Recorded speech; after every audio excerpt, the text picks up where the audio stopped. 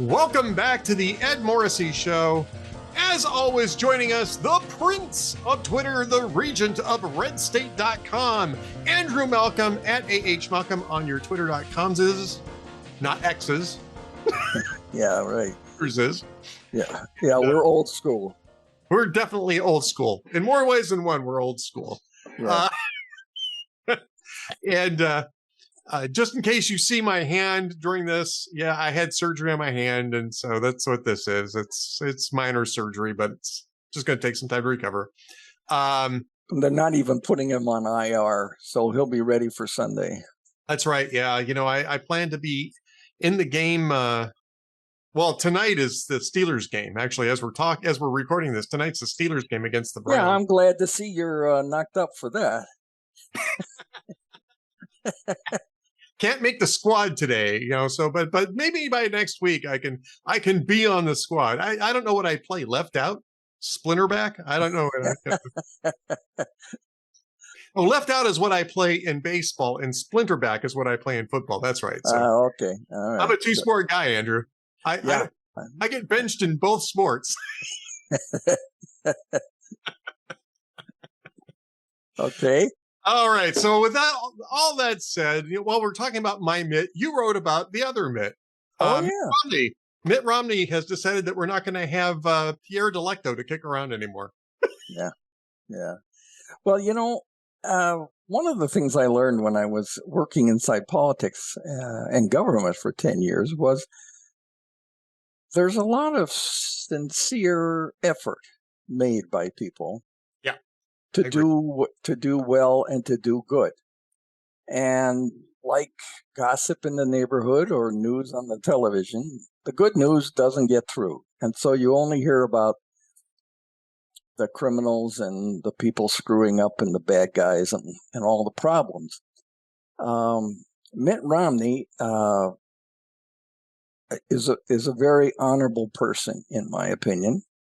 And he's done some political things that I wouldn't agree with, but I have no doubt of his sincerity on doing things. I voted for him in 2012, and I would vote for him again, but he's not running again.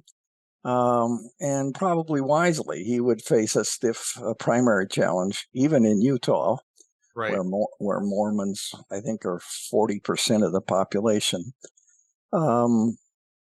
And he's taken a lot of crap because he voted to impeach Trump twice. I think he only voted for it once. I think he voted for it the second time, but I don't think he voted for it for the first time. I think he's the only one who did twice. But anyway, he was the only one, and he made a lot of enemies with the Trump zealots, and that certainly is their right, as it is his right. He called it as he saw it, and now he's leaving, and I don't blame him. So I wanted to, in that swamp atmosphere, so I wanted to sort of wrap things up in a package that is a little more balanced than most of the time. And boy, did I light up a hornet's nest in the comments section. I'll bet you did.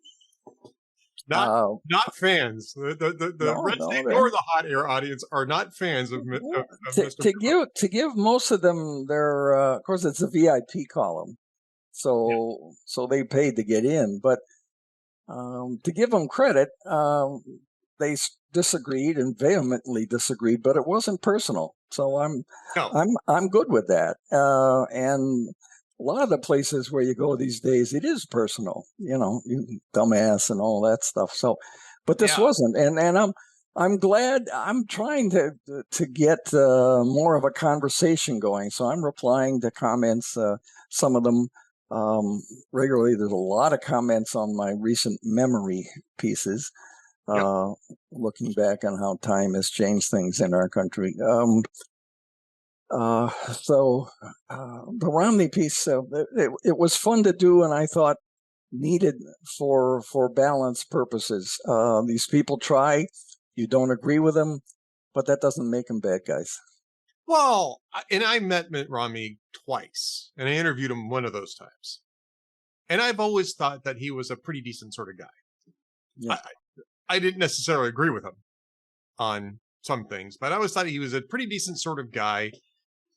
And I think that I think he's retiring because I know he'd face a primary, but I think he'd pretty much win it. And he'd win another term if he was the nominee. I don't think there's any real doubt of that. But I think he's doing it to make a point. Yeah, and a good one. And a good one, which is that the leadership's too freaking old in this country and needs to get younger. And, you know, at 76, that's not even particularly old for the Senate. It never has been. The Senate is where, you know, the Senate is the old, is our version of the old Politburo and the latter day Soviet Union, right? Right. But they don't run anything. You know, they debate stuff, but they don't actually run stuff. And he could have done it. I mean, he's a pretty healthy guy. He could have done another 6 years with no problem whatsoever. But he wanted to make a point this time, which is that we need to find younger people. We just need to start making that transition. And it is a good point. And I agree with him. You know, the people who are running for president are too damn old for it. And well, no, not the rest of the Republican field. I mean, Trump is 70. Let me say the front runners for you know in both parties are too old. Yeah, I mean, Trump would be 78 if he got elected to a second term. Biden would be 82, and Trump is a lot healthier than Biden is. But that's not going to be guaranteed for the next 4 years after the election. You need people who at least are in a position where you can reliably get 4 solid years out of them, you know, and have to worry about passing the ball off to Kamala Harris or Kristi Noem, about whom more in a moment, who's supposedly the front runner for the VP slot if Trump wins the nomination. It wouldn't be a bad choice for him for that either. At least not until this past week. But and I appreciate the message, right? I don't think he needed to retire to make that message, by the way. So I think it was a little performative. But again, I think in probably a good cause. And like I said, I'm not a big fan of Mitt Romney. I voted for him for president in 2012. I thought he was going to win it in 2012. I don't think he pressed the case hard enough in 2012, and I don't think he ran that campaign well. I wrote a book about that, you know. But I mean, I don't want to say that he was particularly inept either, because he ran a campaign the way that Republicans have been running campaigns for a while. 30,000-foot messaging, freedom, liberty, blah, blah, blah, never doing the groundwork to sell the message. And he was underfinanced. Oddly enough, for a rich guy. Yeah. Obama had millions and millions to begin with, and he created the image of Mitt Romney as a rich, uncaring guy, starting in May and June, and Romney couldn't get the government money or the matching money until the convention when he was the nominee. So he had to undefine himself as a bad guy, and it didn't work out, and that's too bad. I think he would have been. I think he would have been a pretty solid president. He's got a. I think he would have been too. I would have been fine with him as president. He would have been able to run the place. A solid sense of values, and when he calls people out that he thinks need calling out, and they're allegedly on his team, then they don't like it. But that's a mark of the times today. That's not a mark of him. So but let me put this in a different spin though, because when he announced his retirement, you had people like David Axelrod and other Democrat strategists who are going out there saying, "Oh, gee, you know, it's a real shame that this guy can't run, you know, for election in today's Republican Party." And this was a guy we could have voted for. David Axelrod was one of the guys that was painting him as a vulture capitalist and somebody who had killed somebody. Yeah. Right. I mean, he stood by while Harry Reid, you know, did a McCarthy on him, claiming that he had evidence in his hand that Mitt Romney was a tax fraud, a tax cheat. And he didn't have any such evidence. I mean, it's right out of Joe McCarthy's playbook, right? And David Axelrod didn't tell Harry Reid to knock it off. He didn't say, well, hey, don't do that. He's actually a good guy, you know. Yeah, no, you're absolutely right. It's the hypocrisy. It's absolute hypocrisy. And Romney is, he's human like the rest of us, and he probably did some hypocritical things, but he calls out people. And I think he tried to live by a code. It's not a very popular code these days. A personal code of behavior where if you see someone who needs help, you have to help. And that was an anecdote involving Secret Service that I mentioned at the beginning of the column. But and you know, he closed his company down for a couple of weeks one time when I forget what the details were, but one of the employees had a personal problem. Someone went missing, and so Romney paid everybody to go look for him and so on. So he and you know, he doesn't drink like I guess Trump doesn't drink, and Bush, GW didn't drink, and so there's maybe what's his name? Biden doesn't drink either, I think, but it's too bad that our political system and our political culture these days doesn't have room for people like that. We used to, and we used to be able to look past disagreements. You know, we wouldn't have a Civil Rights Act if Mike Mansfield and Everett Dirksen couldn't talk to each other. And Reagan and O'Neill got a lot of stuff done, even though they disagreed on many things. But you can't do that these days, and it's too bad. And there are a lot of people who would be good senators and in the federal government who choose not to because it is a swamp. Yeah, well, I wouldn't run because I just wouldn't. I know it. I know you wanted to, but we told you you're out. You know, we're not gonna help you. We're not going to help you. I was out. You told me that you've got tapes of me that. You can run, Ed, and then I'll run these tapes. And well, I think the tapes were of me in a mutual grope session at a children's show in a theater in Denver. Oh wait, no, that wasn't me. That was Lauren Boebert. I mean, have you seen these? I mean, this last week has just been unbelievable for sex in politics. First off, you've got this very oddly focused, narrowly focused surveillance camera, although it may just be that's where the surveillance camera was. I don't know if it was intentional or not. But you've got this tape of Lauren Boebert and her boyfriend, basically getting to second base with each other in the middle of a theatrical presentation of a children's show, Beetlejuice, right? Which is, I guess, children and older children type of play. Then you have Kristi Noem, who apparently, it turns out, is having an affair with Corey Lewandowski. I never saw that one coming. That's different. And I think at least she's married to somebody else at the moment. And then you've got the whole thing with Susanna Gibson in Virginia, the candidate for this, I think it's the state House of Delegates, the lower chamber, who was previous to running, immediately previous to launching this campaign, was doing sex cam videos with her husband for tokens, including some very interesting types of, I don't know, a theatrical performance all on its own. And I'm thinking to myself, I don't necessarily want to shame adults for their, mutually agreed upon choices.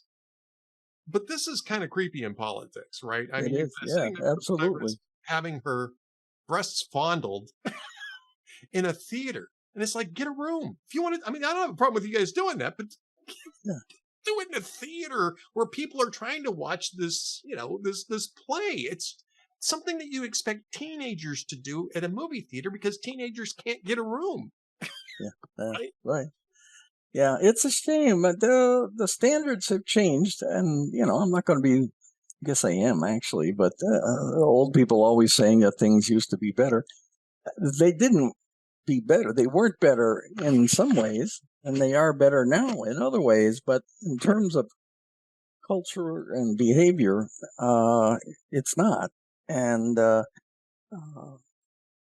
you know, we had Clinton with his serial affairs, and Monica, and the voters spoke in '98 when the Republicans had an impeachment, and they kind of spanked the Republicans. So I would think that the House Republicans would want to think twice before proceeding with this impeachment, because he's going to be done one way or the other.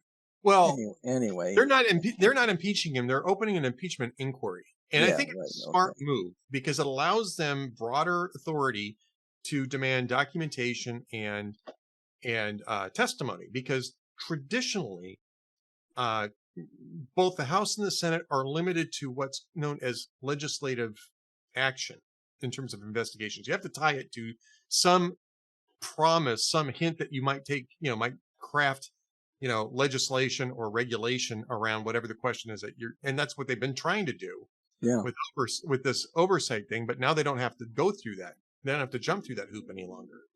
An impeachment inquiry authorizes them to subpoena people and documents very broadly. And that's the reason why they're doing it. My guess is what they're going to do is they're going to open the inquiry and they're going to start subpoenaing lots more documents, subpoenaing people to come and testify to whatever is going on with the Biden Incorporated stuff.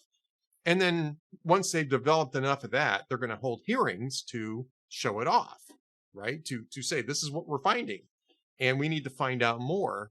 I don't think you even need to move to an impeachment vote. I mean, if they really get you get the Colonel Jessup moment where, Joe Biden says, somebody asked Joe Biden, did you get Victor Shokin fired to make so that Hunter Biden could get his $1 million from Burisma? And he says, you're damn right I did. Well, okay, then I think we can. I think we might have an impeachment vote at that point in time. But my guess is that what Kevin McCarthy has in mind here is just a very deliberate process to develop all this evidence and to lay it out once and for all.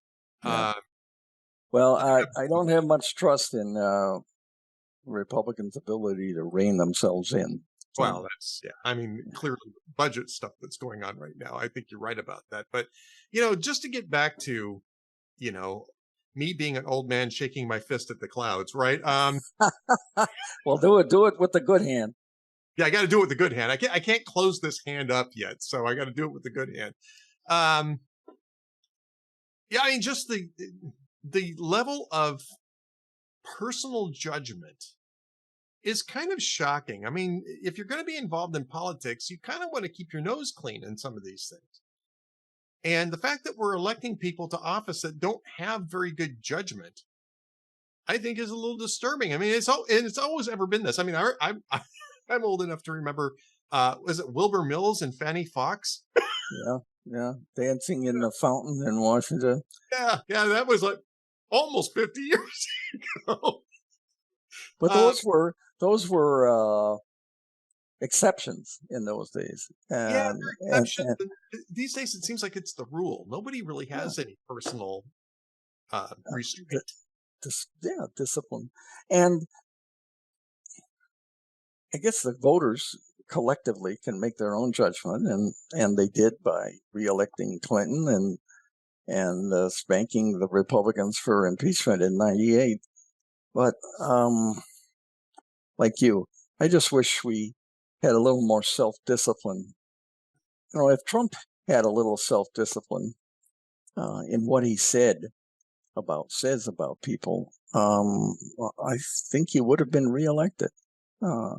His policies and programs were very successful as president. His personal behavior and self-discipline, not so much. So, and that just sort of handed it to the Democrats. And the polls showed before that election that 70 or 75% of Democrats were voting for Biden, not because it was Biden, but they were voting against Trump. And this shows you what happens when you vote against somebody rather than for somebody. So you vote against them and you don't really examine who's going to get your vote. And here we are with a mentally deficient president. Jimmy Carter wasn't deficient, but a lot of people voted for him and regretted it later because of the Nixon years. Well, yeah, it was a reaction to Watergate, basically, is what it was. It was in reaction to and Nixon. And Ford's pardon of Nixon, which that exercised me. Yeah. Well, it exercised a lot of people. But before we get to Trump, because I do want to ask you about the Trump Megyn Kelly interview, because there's some interesting, and that's a media issue, and getting into how Megyn Kelly did, how Donald Trump did. I just want to bring it back to standards one more time with the whole thing with John Fetterman and the Senate dress code. Oh, you've been reading about this? A little bit, yeah. So John Fetterman supposedly is not capable of getting dressed up in a suit and tie. And so Chuck Schumer has now changed the rules to make the Senate come as you are. Right?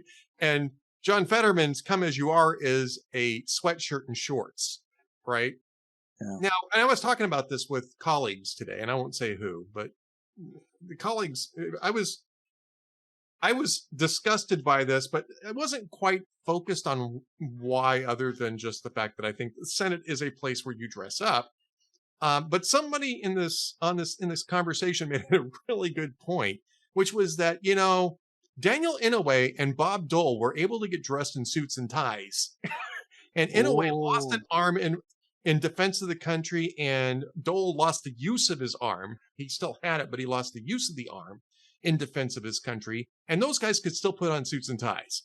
So I think they had somebody do it for them. Yeah. Well, okay. So Fetterman's got a staff. Actually, I think Bob Dole invented some sort of device that allowed him to get the tie on one-handed. I mean, that's in the recesses of my memory. I talked with a guy who at one point had been the body man for Dole, and he hated the mornings because Dole was very cranky when he was getting dressed because he couldn't do a lot of things that he wished he could, even so many years after. I don't blame him for that, but you're absolutely right. That's a good point. I just, I don't believe it. It's not like it's because of the stroke either, because that's the way Fetterman dressed when he was mayor. Yeah, that's right. He dressed on the campaign trail. He just doesn't want to bother getting dressed up. Yeah. It's disrespectful for the body. And mentally, he doesn't seem to be all there either. No, so, I mean that's a stroke. That's a stroke issue. And okay, fine, but that doesn't make him a senator. No, I agree. All kinds of excuses. I got a headache or whatever, but I don't care if you can't be a participating senator and make your case. I had hand surgery. I can't get dressed up in a suit and tie. That's right. It's so painful to tie my tie. Well, honestly, I don't remember the last time I wore a tie, and I have no intention of ever wearing one again until. Well, nobody's going to get married then, I know, so that's okay. But it seems like that's kind of defiant to the body and the gravity of the place. It's disrespectful. Disrespectful. Yeah. I used to wear a tie going to church. I did used to do that. And I haven't done that here in Texas because nobody does it here in Texas. Nobody does, yeah. But that's a nice thing about the West, is it's so much more informal. Yeah. Well, I didn't mind wearing a tie. I actually kind of like getting dressed up from time to time. I don't like having to be forced to do it, but I don't mind wearing nice clothes. That's probably because I sold suits and ties for years. And I got a taste for it when I was 18, 19, 20 years old. I used to sell suits and ties, and I kind of got a taste for it. But I don't mind getting dressed up when the occasion calls for it. And I think that people should get dressed up when the occasion calls for it. I don't think people should necessarily wear suits and ties to church, especially if you're in a community that doesn't normally do that. But I don't think you should go in t-shirts and shorts either, because, I mean, the purpose of going to church is to worship God. And yes, God is kind of a come as you are sort of person, especially if you're a Christian, but that doesn't mean that you don't respect, you're supposed to respect the fact that you're showing up to worship. And so, and for that matter, you're supposed to be prepared to participate, if needed. And that's what finally got me converted from going into whatever I happened to be wearing at the time to getting dressed up. And the Senate, by the way, Ed, I don't think you need to wear a tie anymore for the show. I just want to make that clear. I did that a couple of times. When I first started doing this at Hot Air, right? I invited Michelle Malcolm when she still owned Hot Air. And she said, "Oh yeah, I'd be happy to come on." I think she had a new book coming out. And I said, "Come on, we'll talk about your book." I dressed up in a suit and tie, from the waist up anyway. I dressed up in a suit and tie, and she thought that was really funny. I said, "Well, the boss is here. Gotta look good. The boss is showing up." Not only the boss, the owner. The owner, yeah, the boss. But she thought that was pretty funny. She was pretty amused by that. But I did the debate coverage with Hugh this last time, right, on Salem News Channel, and it turned out I was on for longer than I thought it was going to be. But I dressed up, and again from the waist up, because that's the miracle of it's a miracle of Zoom. TV. Yeah, well, Zoom or TV in general is that you don't necessarily have to wear the pants. You can wear shorts and it's fine. But, from the waist up, you wear a shirt, tie, and a sport coat. That's what I did, because that's what the occasion calls for. And the Senate does serious work. I don't care if you think that maybe the Senate doesn't do it seriously, but it's serious work. And the fact that this guy can't be bothered to do it, and they're changing the rules to allow him to just do whatever the hell he wants to do, rather than tell him, maybe you should grow up a little bit. Yeah. And if you didn't want a job where you had to get dressed up for work, maybe you shouldn't have run for Senate in the first place. Yeah. Absolutely. I mean, it's absurd. And this is part of it's woke. That's what it is. Everything is okay. Whatever.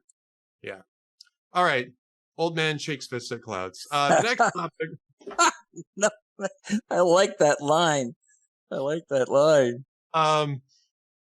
Just briefly, because we've got a few minutes left. The Megyn Kelly Donald Trump interview this week, which was actually kind of an interesting event, because she's good. She's good. Yeah, she's good at her job, and they have a history of not liking each other and sniping at each other. So I was a little surprised to find out that Trump actually agreed to do this. And, I've seen sections of this. I haven't watched it beginning to end. They put out a 9-minute section at first. And Trump, that was about the COVID stuff. And Trump absolutely refused to take responsibility for it, for his actions in it. It was everybody else's fault. It was, Ron DeSanctimonious' fault.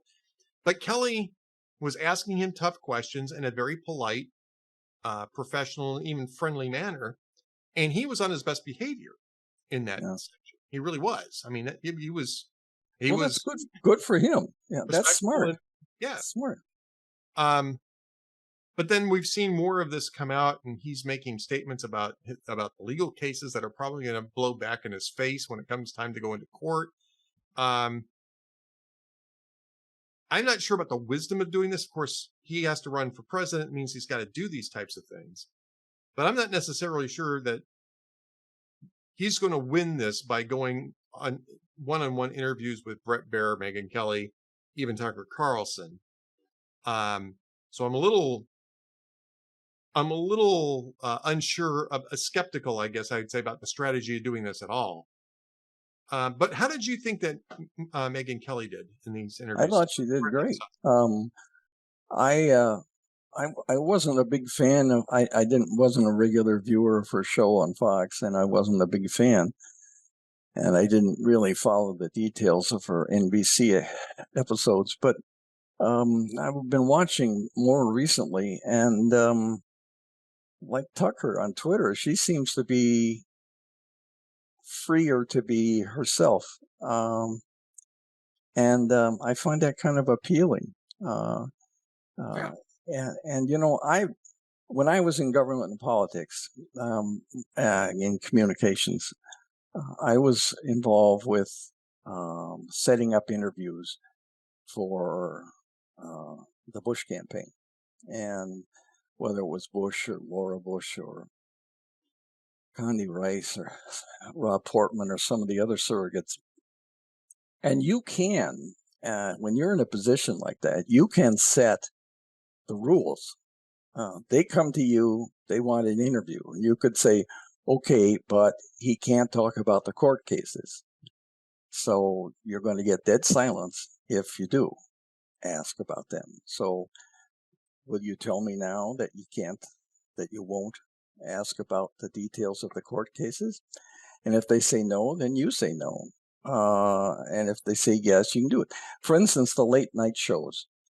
Those are all, well, this is the old days, but the old days of the 90s. But those interviews are they're pre-planned. They're not scripted, but they are pre-planned. When I was a new reporter, I got all the crap assignments, and one of them, Johnny Carson was still in New York, was to go to the Johnny Carson taping at 5:00 if there was somebody of news interest on the show, like Mayor John Lindsay or Hubert Humphrey or somebody else. And I would be standing right behind the curtain, right behind the couch. And Freddie DeCordova, who was the producer, had a lectern facing the wall with a light on it. And he would often walk away, and I would look at the papers on there, and it was an outline of the interview. So Johnny Carson would say something like, so somebody told me you had some travel trouble in Paris. And that opens up whomever to talk about, how they lost their luggage and how terrible the airline was, or whatever the story is. And those questions came from pre-interviews. So they have little producers who call up the people and talk to the people who are going to be guests and say, well, no, what do you want to talk about? I say, well, I have to talk about my new book. And they say, well, what do you want to talk about the new book? And that they sort of reverse engineer an interview. And from that, the producer draws up questions that are then asked, but they're asked in an unscripted way to make it look casual. I did that. Laura Bush was on the Jay Leno show, and so I outlined some things that were not acceptable to ask about, and they go with it. It's not a serious news interview. Now, maybe if you want to go on Bret Baier, you can't do that. I don't know. I've not been in that position, but. No, but I mean, Bret Baier, Megyn Kelly, when they're interviewing people who are in politics, I mean, that's pretty much open book stuff anyway. So it should be, but you don't have to go on. I mean, you may want to, you may be desperate to get the exposure, but you don't have to agree to go in there. Right. And it gets back to the point I was making about Trump, is that I'm not sure what the strategy is here, because he doesn't have to do this. Well, he loves the attention. I think that's what it is. And I think that's going to be a problem for him as he keeps going on with these things, as these court cases. And I'm sorry if you're hearing rustling, son. I'm trying to put ice back on my hand. But Megyn and Trump had a private meeting before the interview, I think, to make up for whatever either one said to the other. And she described that in one of her shows as being very pleasant and respectful, and how interesting he was. Now, that may have been part of the sales pitch to get him on, but it worked. And I think if Trump went on those shows and, had some sort of agreement that we're not going to probe the details of the Manhattan case or whatever, he could come, and he was disciplined. He could come across as a really nice guy if he wants to. Now, if he doesn't want to, if he wants to create news, That's something else. And he just hasn't been that disciplined. They would set up when he was in the White House, they'd have a whole week planned out of messages. And he'd go out on Monday on the way to the helicopter and he'd rant about something else, and it would blow out of the water all their plans for messaging. And, the media can ask whatever they want. They're not on the Trump team. But he didn't have to answer, as you can see with Biden, who walks by in his little shuffle. Isn't that sad when you see him walking like that? It is. Yeah. And then when he goes up on the stage and he's got that glassy look in his eyes and his mouth is half open, like somebody who's waiting for it to be intubated. I mean, it's just, Yeah. Anyway, that's. I agree. That's not the story.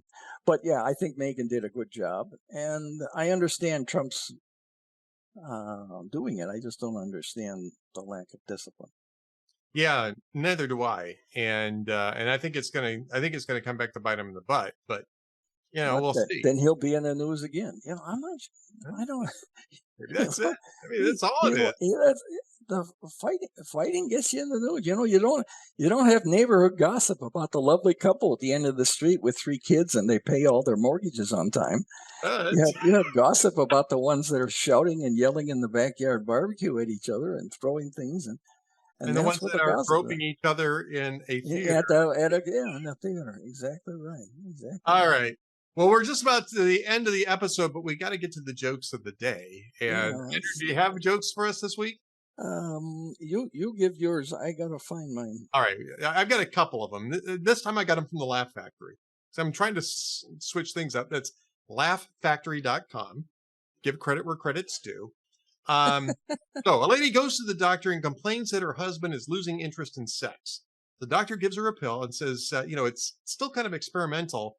She's not quite sure that the dosage is right, but he says just slip it into his mashed potatoes. And so he's none the wiser about this. So she comes back a week later and she says, wow, the pill worked great. I put it in the potatoes like you said, and it wasn't 5 minutes later that he jumped up, raked all the food off the table, grabbed me, ripped all my clothes off, and ravaged me right there. And the doctor says, oh, I'm sorry, maybe the pill was too strong. We'll be glad to, pay for any damages. And she says, no, that's okay. We're not going back to that restaurant again.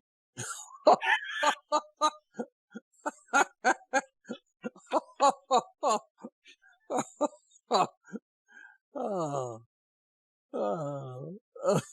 right. I'll let you do one. And okay. Well, these are old. Jay Leno said Obama moves his big Thursday speech indoors from a 74,000 seat stadium over the threat of severe weather. It's a weather phenomenon known as empty seats. Yeah, that's a real tricky weather phenomenon, I tell you. I was in an advance meeting in the Bush campaign, and the advance people had come up with a theater to do a Social Security event in Kansas City. Now, and this will just show you how much Karl Rove knows. And Rove was he was presiding.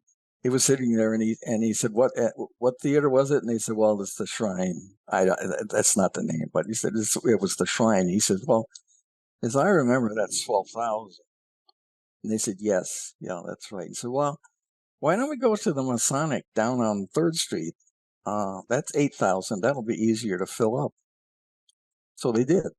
But I mean, that's the thinking that goes on, and he avoided. That's what public relations in politics is, avoiding potholes. And he avoided a big one there because that's what the media would have written about. Oh, a third of the seats were empty, but they weren't. Yeah. Yeah. Okay, I got one more. Jimmy Fallon said that Facebook founder Mark Zuckerberg has launched a new project to bring internet access to everyone in the world. It's called Starbucks. It's very effective too. It's very effective. All right, I got one more for you. We'll wrap up on this one. It says Bob was in trouble. He forgot his wedding anniversary, and his wife got really upset. And she told him, tomorrow morning, I expect to find a gift in the driveway that goes from 0 to 200 in 6 seconds, and it better be there. So the next morning she gets up. He gets up early and leaves for work. She gets up. She looks out the window, and sure enough, there's a box gift wrap in the middle of the driveway. And she's kind of confused. So she puts on her robe, goes out there, brings the box back in the house. She opens it and finds a brand new bathroom scale. Bob has been missing ever since.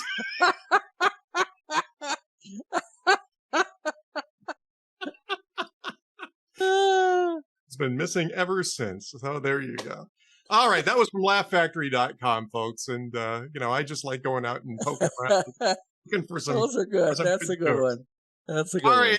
Well, Andrew Malcolm is the prince of Twitter, the regent of redstate.com, the joker of jokers. Yeah, right. And you can find him on Twitter at @AHMalcolm. He's got the links there to go to Red State. You got links to all of his VIP columns. Go over there and read those. They're great. His Malcolm on the Right and they asked me to do some memories from my personal life, which is fortunately getting longer every day. But professionally and personally, and those are really drawing readers in. So there's been 7 so far, and they're all grouped over there. So they're go great. on the author's page. Well, they're fun to do too, and you don't expect them on a political site, but I try to make them fun. Yeah. Good change of pace. And good luck with your hand, Ed. I notice it's your left hand. It is my left hand, so it's not my dominant hand, but maybe by next week it will be, not wrapped up.